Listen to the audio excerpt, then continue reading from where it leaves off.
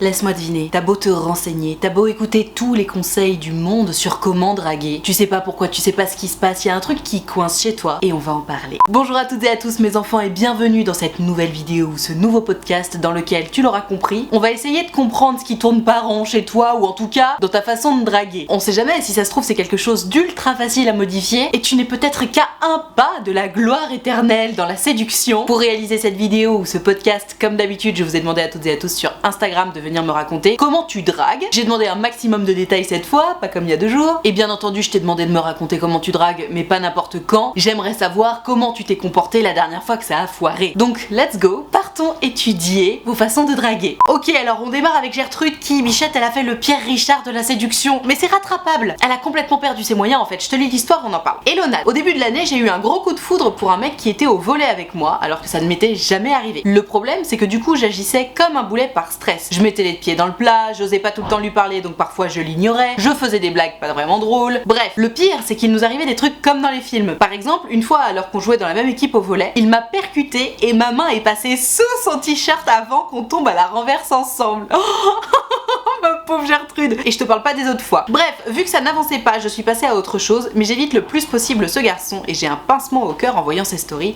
#helpnad. Alors, ma Gertrude, t'as mis les pieds dans le plat. T'es tombée une fois sur lui en passant ta main sous son t-shirt. J'ai envie de te dire, y a pas mort d'homme, hein. Ça se rattrape carrément en termes de séduction. Non, pour moi, une des erreurs à pas faire, et notamment dans la séduction que tu as faite, du coup, c'est le côté oh my god, je panique tellement que du coup, je sais pas quoi faire et donc j'ose pas aller lui parler, donc vas-y, je vais plutôt l'ignorer. Ça, c'est vraiment pas bon. Parce que le souci, quand tu ignores quelqu'un que t'as envie de séduire, c'est que tu lui envoies des signaux contraires. C'est-à-dire que quand t'as confiance en toi, que tu te sens bien, tu vas aller lui parler, et du jour au lendemain, ça y est, t'as plus confiance en toi, donc t'oses plus lui parler, et donc tu l'ignores. En fait, là, dans ces moments-là, ce que tu fais, et ce malgré toi, c'est du chaud-froid. Un jour c'est oui, un jour c'est non, une claque, une caresse, et du coup, l'autre, il va se sentir en insécurité face à toi, parce qu'il va jamais savoir sur quel pied danser. Alors, un tout petit peu se faire désirer de temps en temps, etc., très bien, mais carrément l'ignorer parce que t'oses pas aller lui parler, ça lui envoie un signal ultra négatif, en fait. C'est ça, le problème. Honnêtement, je préfère vraiment qu'à chaque fois que tu le croises, tu lui fasses un grand sourire et que tu fasses une blague pas drôle ou que tu mettes les pieds dans le plat comme tu dis, plutôt que de l'ignorer. Parce qu'en fait, la réalité, c'est quoi, ma Gertrude? C'est que quand t'es stressé, ouais, tu mets les pieds dans le plat. Ouais, tu fais des blagues pas drôles. Ça fait partie de toi, en fait. T'es stressé. Pourquoi t'es stressé? Parce que ce mec-là te plaît. Mais n'aie jamais honte de qui tu es. Si t'es une nana qui stresse facilement et qui raconte des blagues pas drôles quand elle stresse, tu sais, c'est ultra séduisant, en fait. Cette façon de perdre un peu les pédales et d'essayer de se raccrocher à un truc qui, du coup, fonctionne même pas. Tu es tel que tu es. C'est à prendre ou à laisser. Donc, il vaut mieux, comme je te dis, faire des blagues qui sont pas drôles, mais qui, du coup, vont peut-être même devenir séduisantes tellement c'est touchant de te voir perdre un peu les pédales, plutôt que d'ignorer cette personne et lui envoyer un message ultra négatif, style tu me fais trop pitié, tu me saoules, vas-y parle à ma main, tu vois. Donc ma chère truc, pour en revenir à ce que tu me racontes, moi je pense que c'est pas mort du tout. Quand tu me dis ah j'ai un pincement au cœur quand je regarde tes stories, qu'est-ce qui t'empêche de répondre justement à une de ces stories? Tu sais, si t'as une vanne à balancer, et du coup la bonne nouvelle c'est que comme t'es par écran interposé, t'as le temps de réfléchir à la vanne, pour qu'elle soit un peu drôle cette fois-ci, mais vas-y, crée le contact, et pas peur d'aller vers lui. De toute façon, si c'est ton crush et que t'as envie que ça avance, il va falloir que t'ailles vers lui. Il va falloir discuter, créer du contact. Donc go ma Gertrude, you can do it. La seule chose entre guillemets qu'il faut que tu fasses, si tant est que ce soit une petite chose, c'est que tu arrêtes de t'excuser d'être qui tu es. Si tu fais des blagues pas drôles, tu fais des blagues pas drôles. Si tu fais autre chose, tu fais autre chose, mais quoi qu'il arrive, tu es tel que tu es et c'est à prendre ou à laisser. Soit ça plaira à ce garçon et tant mieux, il te trouvera touchante, attachante, même séduisante dans cette espèce de gaucherie, soit ça lui plaira pas et de toute façon tu t'en rendras rapidement compte et puis goodbye. Mais voilà, ne l'ignore pas parce que pour le coup, l'ignorance est le meilleur des mépris. T'as pas envie d'envoyer du mépris à ton crush, t'as envie d'envoyer tout l'inverse. Donc stop l'ignorer, quoi qu'il arrive, tu ne l'ignores plus. Essaie de faire quelques petits pas vers lui et vois si ça prend. Si ça prend, tant mieux. Après, si ça prend pas, ça sert à rien de s'éterniser pendant 3 ans, mais tente, ma Gertrude.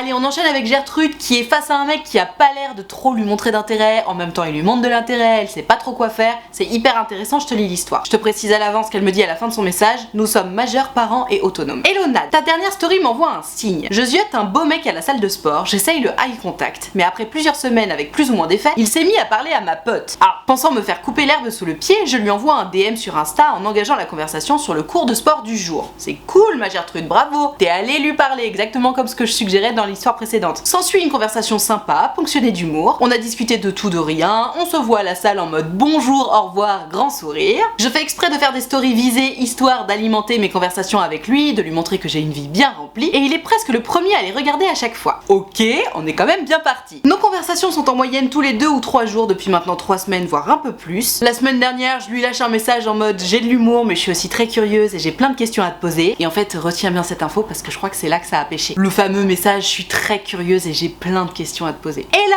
il me lâche un vu, puis plus rien pendant plusieurs jours. Entre parenthèses, bien qu'il ait regardé toutes mes stories. J'ai dû me faire violence pour pas le rattaquer de messages et oh my god, tu as très bien fait, on va y revenir. Aujourd'hui, on se retrouve au sport, je fais la meuf qu'il calcule pas trop. Je crois sentir qu'il cherche mon regard et il a fini par venir me trouver, me dire bonjour et me raconter quelques banalités. N'y tenant plus tard, je renvoie un message en mode cool et drôle et je finis par lui dire ah oui non mais c'est vrai que je dois pas te poser trop de questions. Ce à quoi il me répond bah ouais dans ton message de la semaine dernière j'avais un peu l'impression que c'était un interrogatoire. J'ai conclu par une blague idiote et je lui ai dit que je l'avais prévenu que j'avais un humour spécial. Bref, tout ça pour en conclure quoi? Qu'il n'est pas plus intéressé car il ne m'a jamais proposé de date depuis le temps qu'on parle. Enfin ça on va y revenir ma Gertrude, mais toi aussi tu peux lui proposer un date hein. Il n'est pas intéressé pour faire ma connaissance vu qu'il ne veut pas trop que je lui pose de questions. Alors je suis d'accord pour pas parler de choses intrusives comme notre passé ou ce qu'on recherche, mais du coup je sais plus comment faire pour qu'il creuse plus la conversation. Hashtag help me Nadia. Et donc c'est là qu'elle me précise qu'ils sont majeurs, parents et autonomes. Alors ma Gertrude, il y a beaucoup d'éléments dans ton histoire et c'est cool parce que ça va nous permettre de procéder étape par étape. Tu m'expliques que vous étiez à la salle de sport, que t'as fait des eye contact, etc. Ça c'est très bien. T'as vu qu'il allait parler à ta pote, tu t'es dit merde, je suis en train de me faire couper l'herbe sous le pied, je vais faire un move, je vais lui envoyer un message. Bravo, c'est exactement ce qu'il fallait faire. Preuve en est, vous discutez quasi tous les 2 jours. Là où ça a pêché ma Gertrude, c'est que t'as voulu passer un trop gros step d'un coup. Papoter avec lui, très bien, lui poser quelques questions, apprendre à faire connaissance, très bien, même si soyons honnêtes, faire connaissance et poser des questions à l'autre c'est quand même toujours mieux en vrai. Mais là dans ce fameux message où tu me dis que t'as essayé d'être drôle en mode je suis super curieuse, je pose plein de questions, rappelle-toi toujours que quelqu'un qui t'envoie un pavé avec 50 000 questions, en fait t'as pas envie de repasser 1 heure à relire toutes les questions pour répondre point par point. On n'est pas en train de faire une dissertation tu vois. Si t'as plein de questions à lui poser, propose-lui un date. Si t'as envie de faire connaissance avec lui, propose-lui un date. Parce que là tu me dis qu'il t'a lâché un vu et pour cause. Par derrière il t'a dit ah bah ouais la dernière fois j'avais l'impression que tu me faisais passer un interrogatoire. Si c'est ça que le mec a ressenti quand il a reçu ton message, c'est que ton problème il est là ma Gertrude. T'as voulu aller trop vite d'un coup. C'est très bien hein, de faire genre la meuf, j'envoie des messages comme ceci comme cela, même si quand même notons que d'une manière générale si t'as un peu trop souvent de faire genre la meuf pendant la phase de séduction, c'est que potentiellement il y a un petit problème tu vois. Mais bref, le problème c'est pas tant que tu lui aies posé des questions sur lui, le problème c'est que t'as dû lui en poser 50 d'un coup. Et n'importe qui va t'envoyer un message avec 50 questions, tu vas te dire waouh, attends c'est quoi ton problème là? Pourquoi tu me poses toutes ces questions d'un coup? C'est trop bizarre, t'as immédiatement un sentiment de rejet. Donc oui, le mec t'a lâché un vu, alors c'est pas très sympa, on est d'accord. Et en plus toi t'es revenu à la charge par derrière en mode ah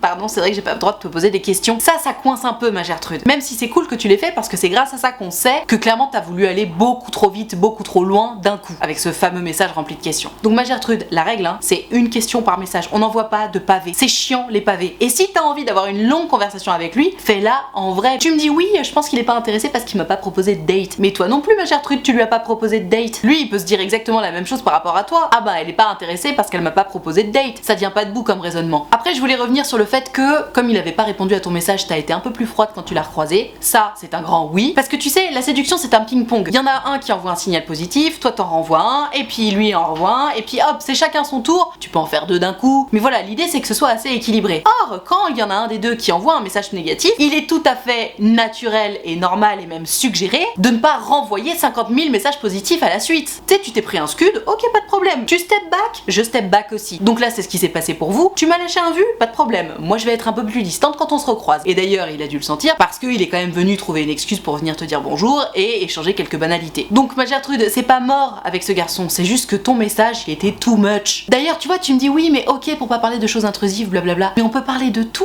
avec la personne qu'on est en train d'apprendre à connaître. C'est juste qu'il faut que ce soit le bon moment. Et il faut également arrêter d'essayer de mener toute la phase de séduction par message. Les messages c'est cool, c'est une très bonne aide, mais la séduction ça se fait en face à face. Donc vas-y ma Gertrude, prends ton courage à 2 mains et propose-lui d'aller boire un verre, tu verras ce qu'il te répond. S'il te répond non, là tu pourras te dire ok bon bah clairement il est pas intéressé. Mais honnêtement, et je te dis pas ça pour faire plaisir, vu ce que tu me racontes, je pense que t'as toutes les chances pour qu'il te dise oui hein. Vous discutez souvent, quand il voit que tu fais un peu la gueule, il revient vers toi. Honnêtement, je pense que cette histoire n'est absolument pas à mettre à la poubelle. Va au moins au bout, propose-lui un verre. Je te dis, pis, s'il te dit non, bah tu passeras à autre chose et puis tant pis. Mais au moins t'auras essayé, tu seras allé au bout et t'auras pas de regrets. Et d'ailleurs en plus si ça se concrétise, tu seras d'autant plus contente. Donc go ma chère Trude. Garde bien en tête que les questions que tu te poses, c'est en face à face et pas par message. Faire connaissance, c'est en face à face et pas par message. Et tout va se passer comme sur des roulettes. Je croise les doigts pour toi. Allez, on enchaîne avec Gertrude. C'est même pas tant qu'elle a fait quelque chose de mal dans la drague. Tu sais, c'est ce moment où tout a l'air de bien se passer. T'es plutôt sur la bonne voie pour conclure et bam, il y a quelqu'un qui vient foutre la merde. Ça arrive de temps en temps malheureusement. Et c'est plutôt sympa d'être préparé à comment réagir. Je te lis l'histoire, on en parle. Hello Nat, j'espère que tu vas bien. J'étais en crush sur un garçon et moi j'aime pas trop dévoiler mes sentiments comme ça. J'attends toujours d'être sûre. Donc je me rapprochais de lui, on parlait beaucoup. Mais du jour au lendemain, ma pire ennemie est allée lui dire que je l'aimais, sachant que je ne lui avais rien dit. Donc voilà, ils se sont mis à parler et à traîner ensemble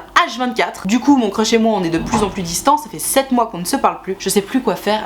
#helpnad. Alors, ma Gertrude, dans ce genre de moment, comme je disais tout à l'heure, où t'as l'impression d'être sur les bons rails, franchement, ça se passe bien. Tu sens que la concrétisation est plutôt proche. Si jamais, au grand jamais, il y a quelqu'un qui vient pointer le bout de son nez et qui réussit à tout faire péter, soyons honnêtes, même si je sais que c'est pas réellement apaisant comme phrase, c'est que la relation tenait à pas grand chose. Je t'explique. Tu sais, d'une manière générale, quand t'es en train de séduire quelqu'un, t'apprends à connaître l'autre, l'autre apprend à te connaître. Encore une fois, ce qui est très important, c'est de se demander si l'autre nous plaît et pas si on va plaire à l'autre. Donc bon, de toute évidence, lui, il avait l'air de te plaire, t'avais l'air de lui plaire aussi, mais t'imagines, s'il a seulement suffi que cette nana qui ne t'aime pas aille lui dire que soi-disant tu l'aimais pour que lui, du jour au lendemain, il arrête de te parler, c'est que clairement, il était pas très accroché à toi, le garçon. Alors, dans tous les cas, je pense quand même que ta pire ennemie, comme tu dis, elle a pas seulement raconté que t'étais amoureuse de lui. Je pense qu'elle a dû en mettre des tartines et des tartines contre toi. Je sais pas ce qu'elle a raconté sur toi, mais clairement, si elle t'aime pas et que maintenant elle est comme ça avec lui, elle a sans doute donné le meilleur d'elle-même pour que ce garçon n'ait plus jamais envie de te parler. Le souci, encore une fois, ma Gertrude, c'est que ce garçon, il a donné du crédit à cette nana qui est venue tailler du sucre sur ton dos alors qu'il avait l'habitude de discuter avec toi de base. Donc est-ce que au fond, il en avait pas grand chose à faire de toi? Est-ce que cette nana a été si convaincante que du coup il est passé à autre chose? Est-ce que in fine il est tombé sous le charme de cette pire ennemie? On n'en sait rien. Toujours est-il que seul le résultat compte. Il te parle plus. Et à partir du moment où il te parle plus, ma Gertrude, il faut impérativement que tu passes à autre chose. Tu peux pas te permettre, ne serait-ce que pour respect pour toi-même, de continuer à espérer après une personne qui t'a pas parlé depuis 7 mois et qui en plus fait copain-copain avec celle que tu appelles ta pire ennemie. Je sais pas ce qu'elle t'a fait cette nana, mais dans tous les cas, effectivement, elle te veut pas du bien. Si du jour au lendemain elle parle à ton crush et le mec te parle plus jamais, on est clairement pas sur de la relation saine. Donc ma Gertrude, je pense qu'il y a pas grand chose qui a péché dans ta façon de séduire, seulement il y a un moment, et c'est un point clé, j'insiste, où il faut accepter de se rendre compte que ben non, cette personne n'était pas faite pour nous, ou alors que cette personne ne veut pas de nous. Parce que tu sais,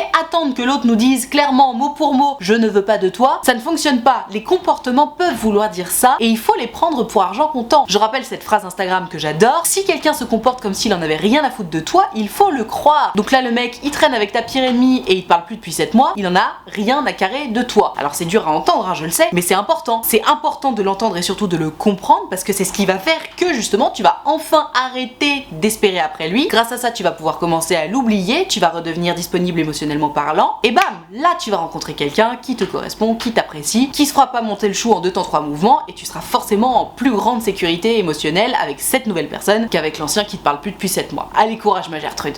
Allez, on enchaîne avec une autre Gertrude qui a pas l'air bien vieille non plus. Elle me raconte ce qui s'est passé avec son crush en soirée, sauf que en gros son crush il était un petit peu sur 2 tableaux en même temps. Je te lis l'histoire et puis on va débriefer, c'est hyper intéressant. Hello Nad, l'année dernière j'ai fait une soirée avec mes potes et bien évidemment mon crush était invité. Pour commencer, j'essayais de faire des petits jeux de regard, mais laisse tomber, il était pas du tout réactif. Alors déjà, étant donné que le eye contact c'est quand même la base de la base, l'étape 0 voire même -1 de la séduction, s'il y a pas de eye contact, déjà on part pas sur des bonnes bases. Et là ma pote qu'on appellera Germaine commence à être super tactile avec lui. Mais genre vraiment tactile. Elle lui trifouillait les cheveux, elle s'appuyait sur lui, elle mettait ses bras autour de lui. Donc je prends ma copine Germaine entre 4 yeux et je lui demande si elle est sur lui. Et elle me répond ah non mais pas du tout, je suis pas du tout à fond sur lui. Entre parenthèses, mon œil. Oui, on est d'accord, je pense qu'elle était clairement à fond sur ton Alphonse. Quand mon autre copine Georgette arrive, on s'est mis à parler toutes les deux de mon crush avec Germaine et là Alphonse, mon crush, est arrivé. Je sais qu'il a plus ou moins entendu notre conversation mais il a fait comme si de rien n'était. Un peu plus tard dans la soirée, je vais dans la piscine avec mon crush. On commence à se bagarrer un peu tous les deux, donc je me dis là c'est bon, ça y est, l'affaire est dans le sac, sauf que bam, comme par magie, qui est-ce qui arrive? Ma copine Germaine. À ce moment-là, Alphonse et Germaine ont commencé eux aussi à se bagarrer comme ils faisaient avec moi dans la piscine. Vient le moment où on doit aller se coucher, j'étais à 10 cm de la tête de mon crush. Sa main était à 5 cm de la mienne, c'était incroyable. Oh, c'est trop mignon ce que tu nous racontes. Sauf que ce que je trouve bizarre, c'est qu'il se racle de plus en plus de moi. Alors ça, je suis désolée, c'est là que je me rends compte que je suis une mamie. Se racler de quelqu'un, je ne sais absolument pas ce que ça veut dire. Oh my god. Bref, finalement, ça n'a pas abouti. Je me demande si ce que j'ai fait c'était trop, et s'il n'était tout simplement pas intéressé par moi, ou alors si de base c'est un mec qui aime bien être tactile, je sais pas, vu qu'il a réagi de la même façon avec Germaine qu'avec moi. Gros bisous, #helpnad. Alors, ma Gertrude, moi ce que je vois là de ton histoire, c'est que clairement, toi de ton côté, ton crush sur Alphonse il était établi, ce mec là te plaisait, ok. Bon, ta copine Germaine, évidemment, elle avait elle aussi un crush sur Alphonse, et je pense que, sachant potentiellement que toi t'étais à fond sur Alphonse, elle a pas voulu te le dire, sauf qu'elle a quand même pas hésité à passer la 4ème vitesse. Donc bon, ok, vous étiez toutes les deux sur Alphonse,